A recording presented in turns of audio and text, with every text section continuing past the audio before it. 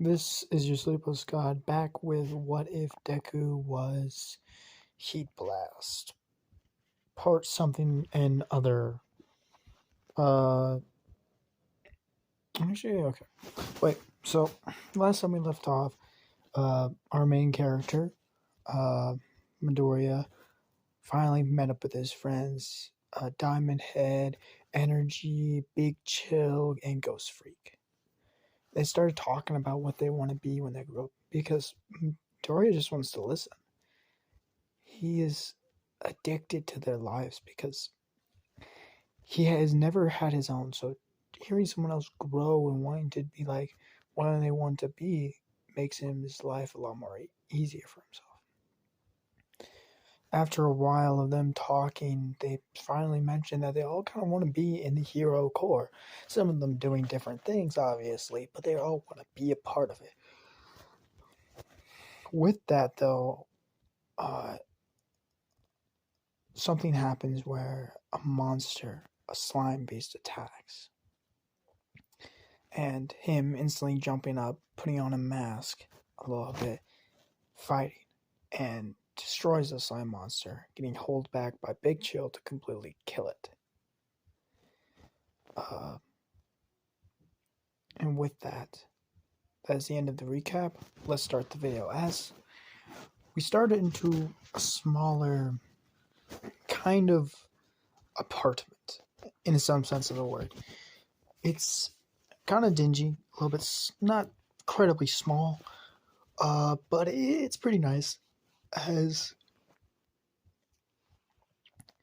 see a man sitting in the middle of it. He has a cigarette in one hand and blood all over his body as dead bodies litter the floor. There's a man who's speaking in Russian.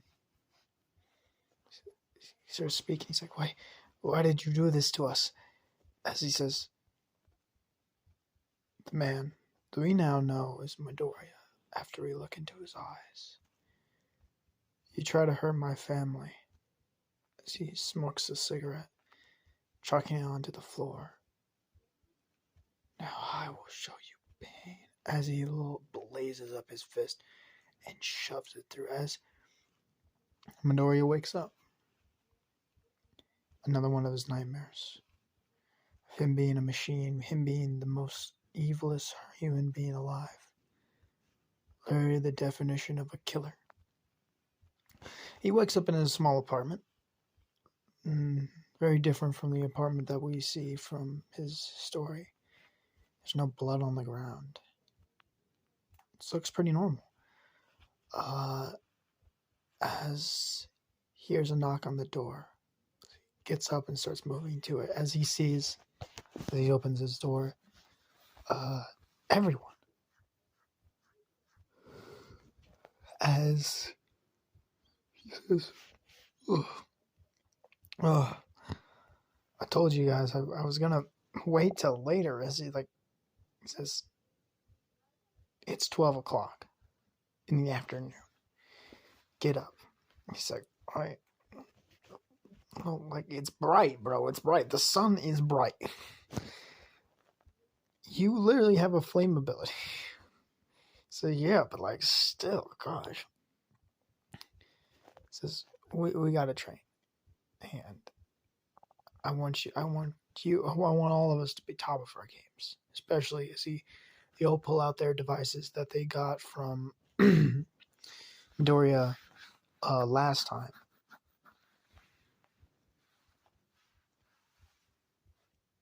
We want to get these back to normal. He says, finally. Now, everyone come in.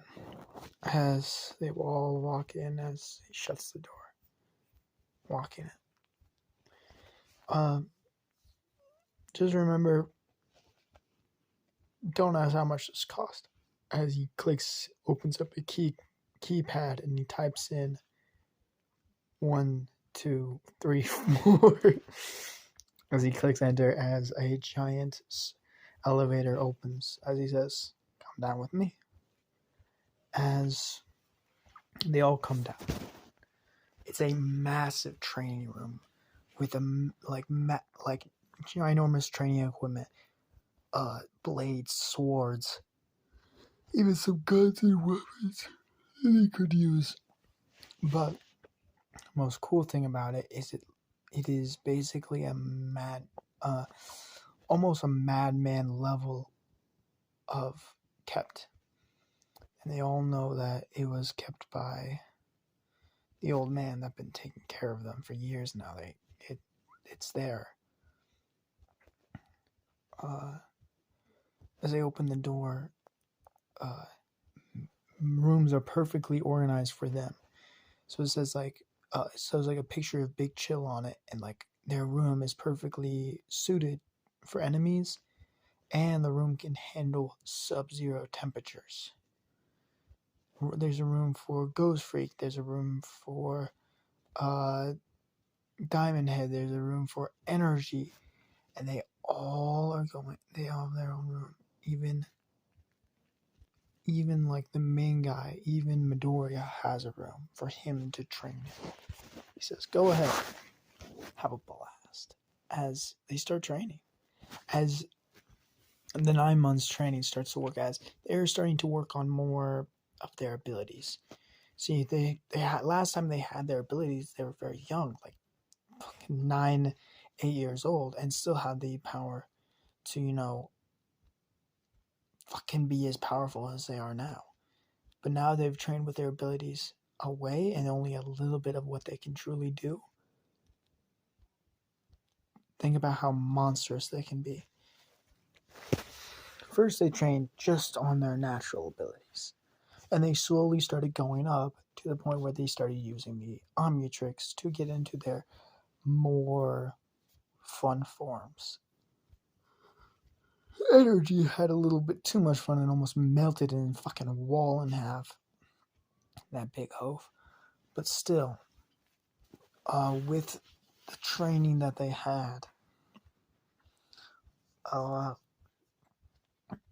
they think they're prepared.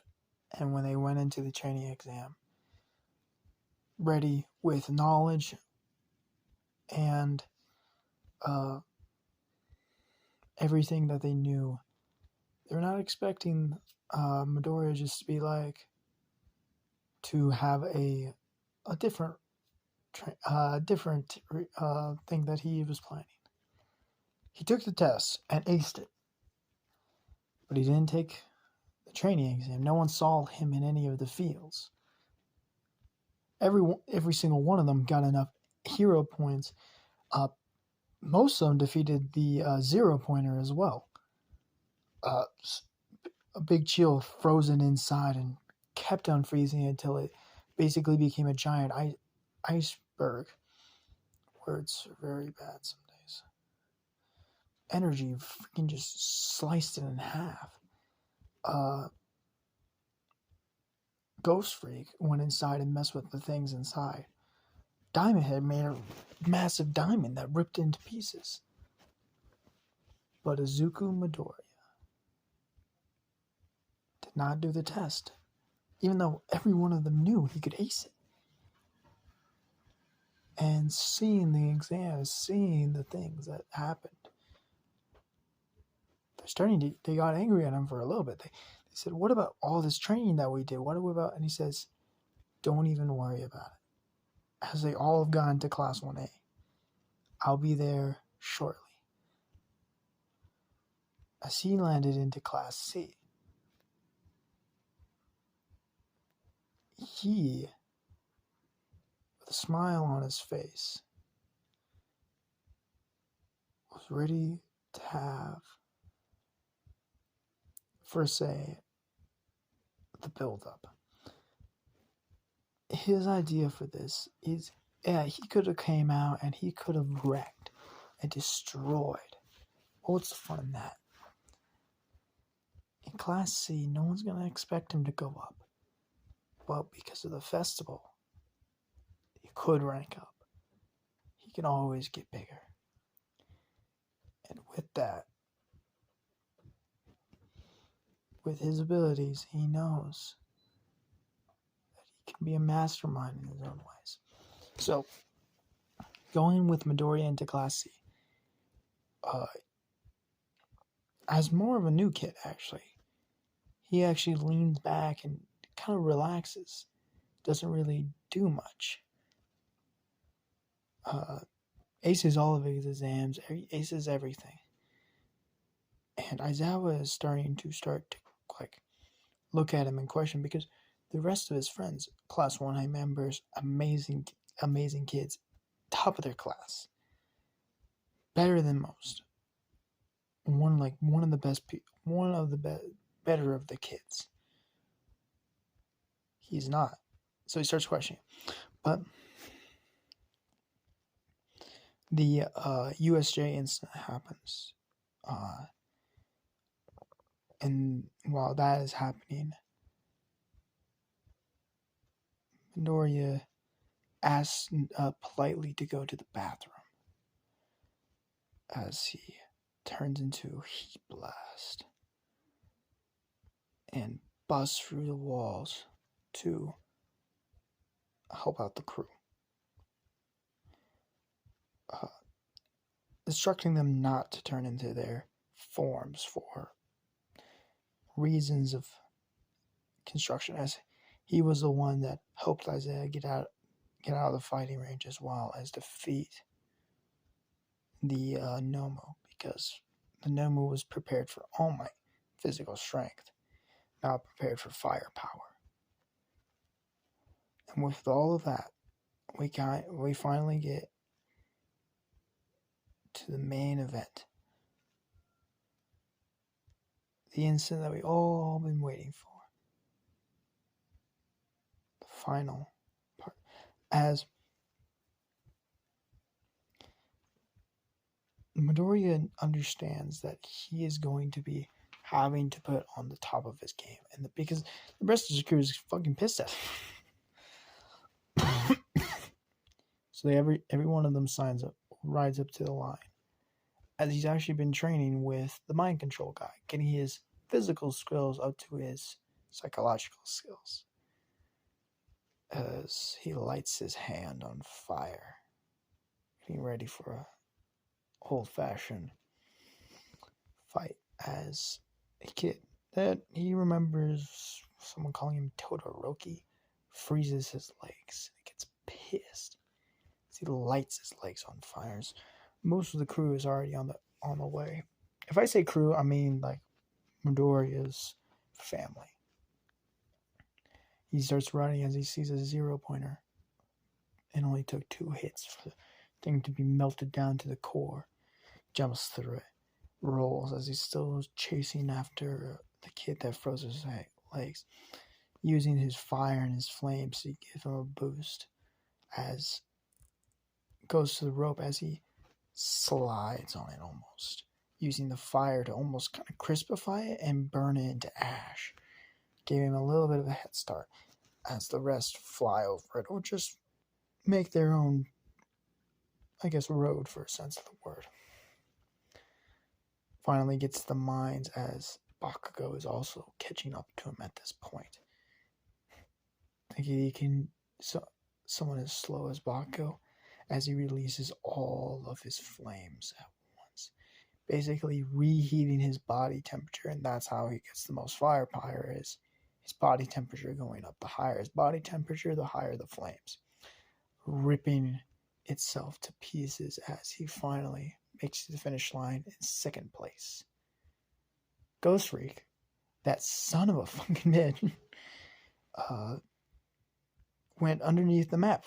Literally just turned invisible and just went underneath as she went throughout all the traps, making it into the stadium 1st place. As she smiles, as she says, "How the fuck did you get in here?" As this is where we're going to end off the video. Hope you guys like it. I'll see you guys later. Goodbye.